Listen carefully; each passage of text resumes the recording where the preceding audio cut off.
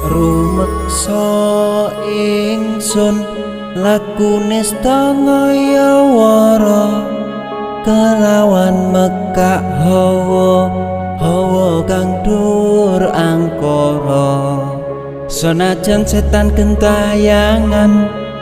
tansah gawe rupeda hingga pupusing jaman hametek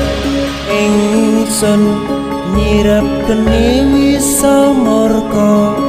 maperhardaning panca saben ula sing netra